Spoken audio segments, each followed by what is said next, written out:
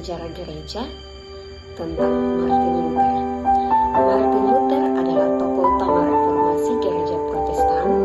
Ia dikenal karena 95 dalil yang dipublikasikannya pada tahun 1517 di Wittenberg sebagai kritik terhadap praktik penjualan surat penghapusan dosa.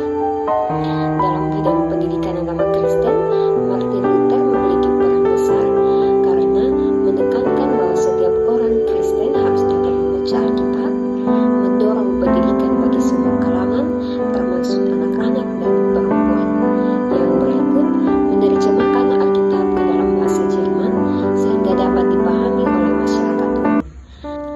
Martin Luther lahir pada tahun 1483 di Jerman. Ia adalah seorang biarawan yang gelisah mencari kebenaran tentang keselamatan. Pada tahun 1517, Luther menempelkan 95 dalil di pintu gereja Wittenberg sebagai kritik terhadap penjualan surat penghapusan dosa. Dari sinilah reformasi gereja dimulai. Dalam pendidikan Kristen, Martin Luther percaya bahwa setiap orang harus bisa membaca Alkitab.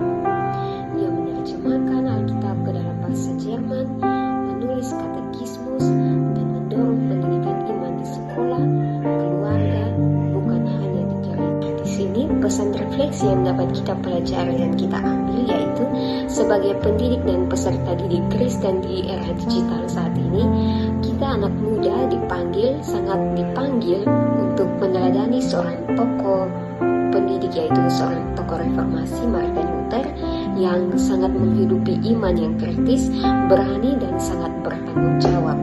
Nah, pendidikan agama Kristen di sini bukan hanya sekedar hafalan, tetapi proses membentuk sebuah karakter yang mau takut akan Tuhan dan mampu memberi dampak nyata dalam kehidupan.